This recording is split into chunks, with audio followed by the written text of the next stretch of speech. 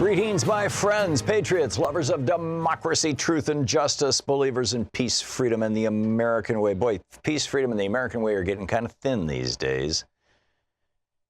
Joe Scarborough tweeting this morning. His primary rules were never allow the public to cool off, never admit a fault or wrong, never concede that there may be some good in your enemy, never accept blame. People will believe a big lie sooner than a little one. Repeat it frequently, enough people will believe it. That's what Joe Scarborough tweeted this morning. He wasn't tweeting about Donald Trump. In his second tweet, he notes it's Hitler's psychological profile in a report prepared during the war by the United States Office of Strategic Services, the OSS, what became the CIA after the war.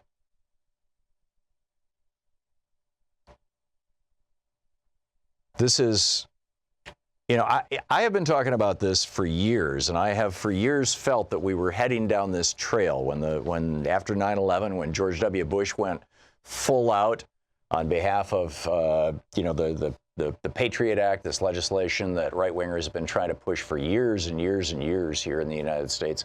They had it all written and ready to go when 9/11 happened, and Bush trotted the thing out. And yeah, to hell with habeas corpus, to hell with individual rights, forget privacy. The Fourth Amendment goes out the window.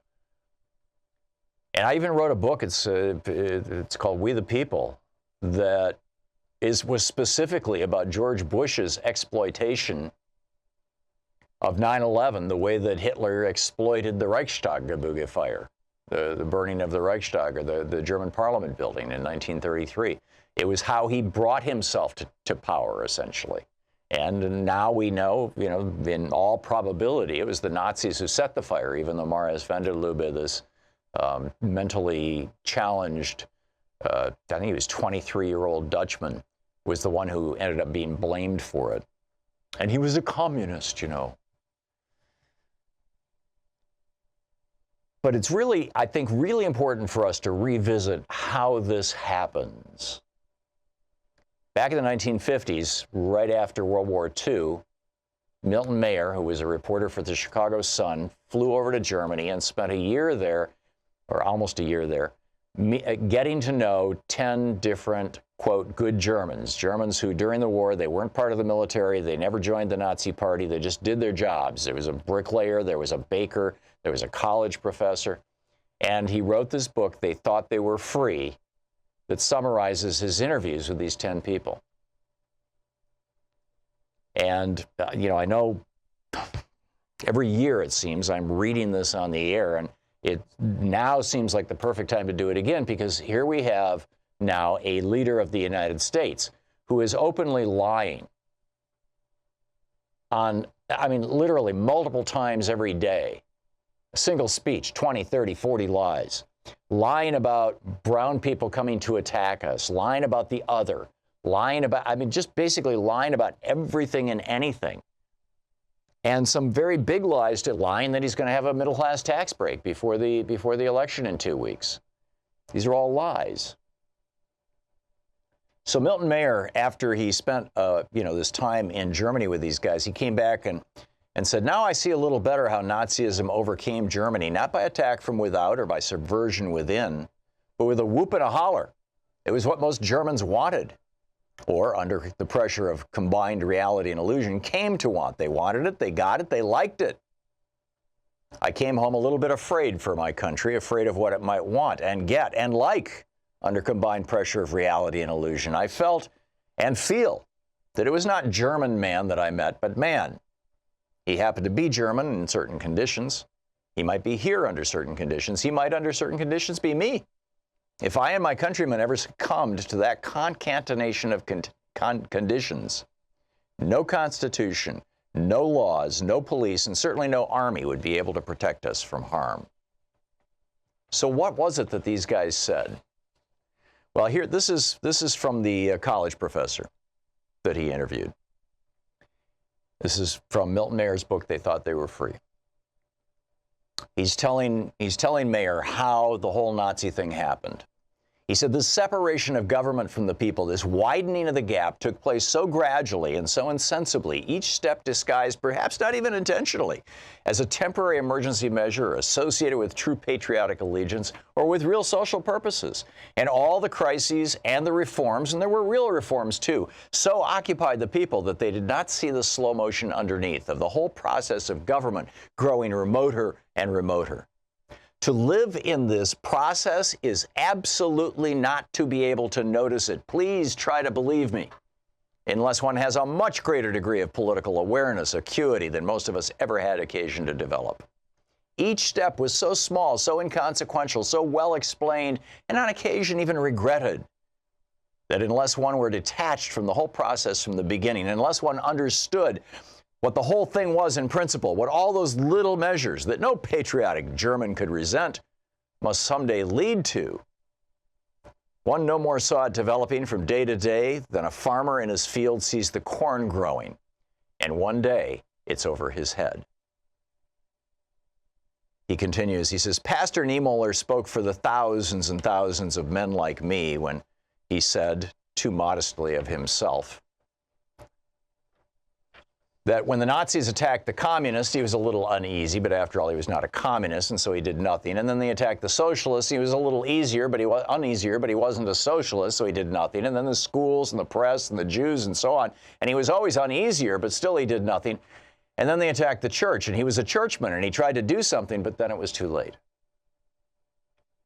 You see, one doesn't see exactly where or how to move. Believe me, this is true. Each act, each occasion is worse than the last, but only a little worse. You wait for the next and the next. You wait for the one great shocking occasion, thinking that others, when such a shock comes, will join with you in resisting somehow. You don't want to act or even talk alone. You don't want to go out of your way to make trouble. Why not? Well, you're not in the habit of doing it. It's not just fear, the fear of standing alone, that restrains you. It's also genuine uncertainty. Uncertainty is a very important factor, and instead of decreasing as time goes on, it grows. Outside in the streets, in the general community, everyone's happy. No one hears no protests, certainly sees none. In this university community, in your own community, you speak privately to your colleagues, some of whom certainly feel as you do, but what do? They say it's not so bad. You're seeing things. You're an alarmist. And you are an alarmist. You are saying that this must lead to that, and you can't prove it. These are the beginnings, yes, but how do you know for sure if you don't know the end? And how do you know or even surmise the end? On the one hand, your enemies, the law, the regime, the party, they intimidate you. On the other hand, your colleagues poo-poo you as pessimistic or even neurotic. But the one great shocking occasion when tens or hundreds of thousands will join you never comes. That's the difficulty. If the last and worst act of the regime had come immediately after the first and the smallest, thousands, yes, millions would have been sufficiently shocked if, let us say, the gassing of the Jews in 1943 had come immediately after the German firm stickers in the windows of non-Jewish shops in 1933. But of course, this isn't the way it happens. In between come all the hundreds of little steps, some of them imperceptible, each of them preparing you not to be shocked by the next. Step C is not so much worse than B, and you didn't take a stand at B, so why should you at C? And so on to step D. And one day, too late, your principles, if you were ever sensible of them, all rush in upon you. The burden of self-deception has grown too heavy, and some minor incident, in my case, it was my little boy, hardly more than a baby, saying, Jew, swine. That collapses it all at once, and you see that everything has changed, and changed completely under your nose. The world you live in, your nation, your people, is not the world that you thought you were in at all.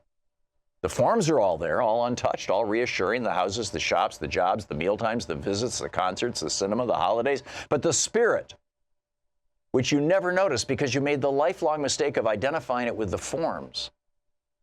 The spirit has changed, and now you live in a world of hate and fear, and the people who hate and fear do not even know it themselves. When everyone is transformed, no one is transformed. Now you live in a system which rules without responsibility, even to God. So then Milton Mayer says to him, well, what do you do about this? And the guy says, how is this to be avoided among ordinary men, even highly educated ordinary men? Frankly, I do not know. I don't see, even now, how we could have stopped it. Many, many times since it all happened, I've pondered that pair of great maxims, principis obsta and finem respis. Resist the beginnings and consider the end.